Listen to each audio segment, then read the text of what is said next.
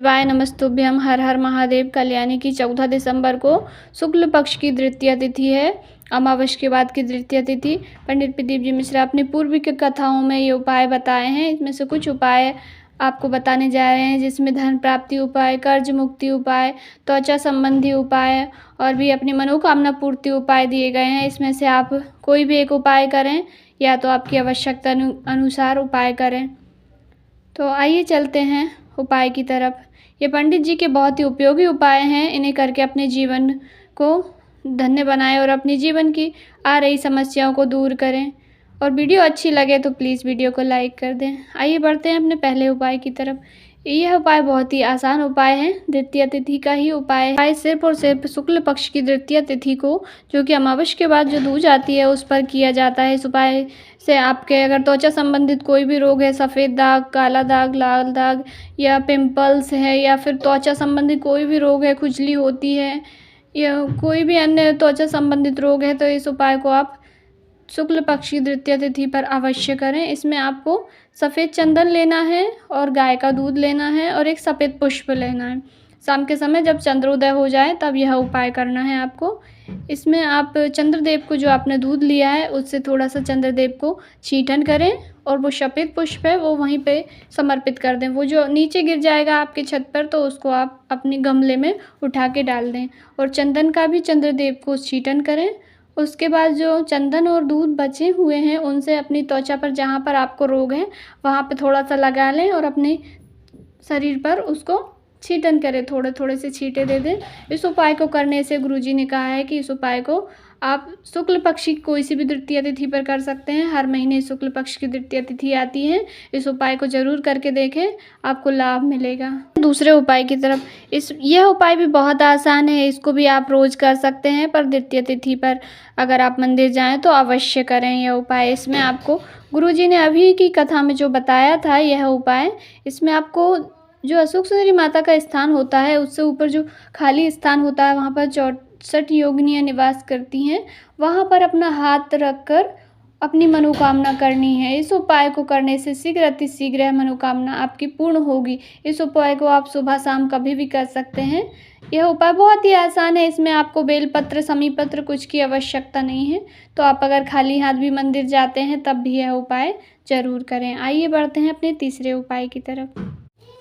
तीसरे उपाय में आपको एक कनेर का पुष्प, पीले कनेर का पुष्प अगर आपको शिवलिंग पर चढ़ा हुआ या जलाधारी पे चढ़ा हुआ वहाँ पर मिल जाता है, तो आपको वहाँ से वो फूल उठा लेना है। फूल उठाने के बाद आपको 7 स्थान पर स्पर्श कराना है। सबसे पहले गणेश जी का स्थान, जो जलाधारी में होता है, राइट भाग में, शिवलिंग के राइट भाग में गणेश जी के स्थान पर स्पर्श कराइए। उसके बाद स्वामी कार्तिकेय के स्थान पर स्पर्श कराइए। तीसरा है अशोक सुंदरी माता के स्थान पर स्पर्श कराइए। चौथा है जहाँ पे शिवलिंग में कटी भाग होता है माता पार्वती का हस्तकमल, वहाँ पर स्पर्श कराइए। पांचवा है त्रिशूल का जो जहाँ पे तीनों डंडियाँ मिलती हैं, वहाँ पर स्पर्श कराइए। और छठा है जलाधारी में, जहाँ पर ऊपर जो जलाधारी बंधी होती है, जहाँ से जल नीचे गिरता है, जहाँ पर शिव जी की 5 बेटियाँ होती हैं, वहाँ पर स्पर्श कराइए। अगर शिवलिंग के ऊपर उसमें जलाधारी नहीं है तो आप शिवलिंग के ऊपर स्पर्श करा सकते हैं, नहीं तो फिर शिवलिंग के ऊपर जो बंधी हुई होती है लुटिया, वहाँ पर स्पर्श कराइए। उसके बाद आप शिवलिंग पर उस पुष्प को समर्पित कर दें और ध्यान रखें पुष्प का जो खिला हुआ भाग है वो आपकी ओर होना चाहिए। इस पर चढ़ाकर श्री शिवाय नमस्तुभ्यम बोलकर आपकी कामना कर दें। पर यह उपाय तभी करना है जब आपको कनेर का पुष्प मंदिर में मिल जाए, या शिवलिंग के ऊपर, शिवलिंग के आसपास, जहाँ भी। आप अगर घर से कनेर का पुष्प ले गए हैं तब यह उपाय नहीं करना है। आपको मंदिर में मिले हुए पुष्प से ही यह उपाय करना है। आपकी मनोकामना शीघ्र अतिशीघ्र पूर्ण होगी। इस उपाय को भी आप कभी भी कर सकते हैं, या तो सोमवार के दिन विशेषकर कर सकते हैं।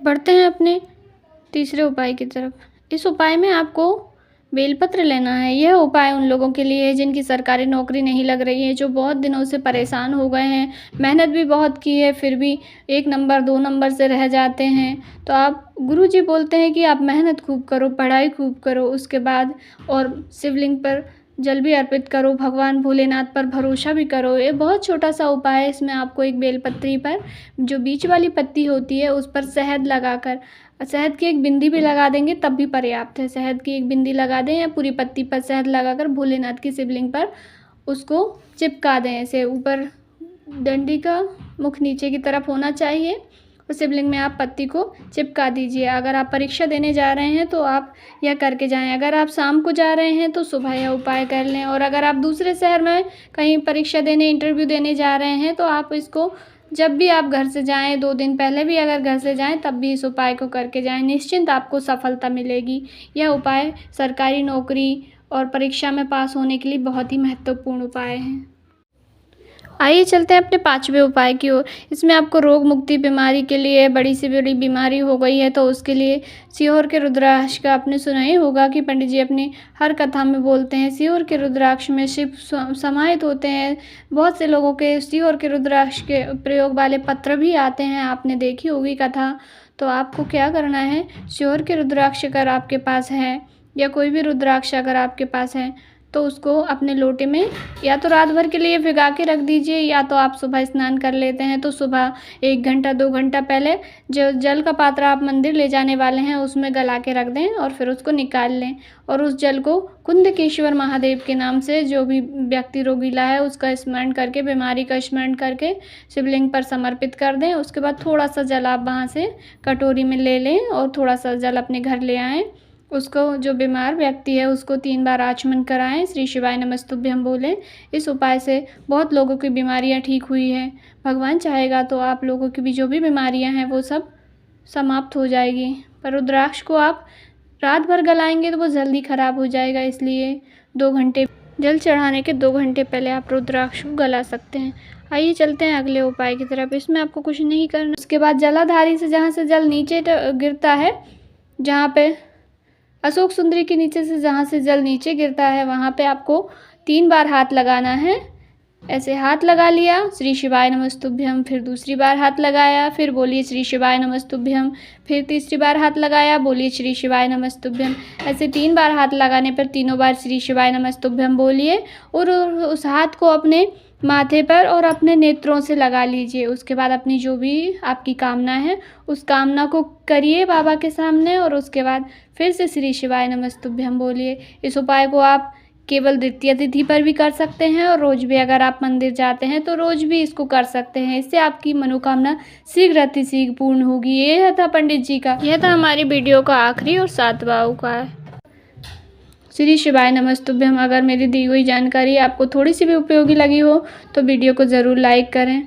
और अगर आपके मन में कोई डाउट है, कोई प्रश्न है तो आप कमेंट करके पूछ सकते हैं। और अगर थोड़ी सी उपयोगी जानकारी लगी हो तो कमेंट बॉक्स में शिव जी का कोई भी प्यारा नाम, हर हर महादेव, ओम नमः शिवाय ज़रूर टाइप करें। श्री शिवाय नमस्तुभ्यम, हर हर महादेव। भोलेनाथ आपकी सारी मनोकामनाएं पूर्ण करें।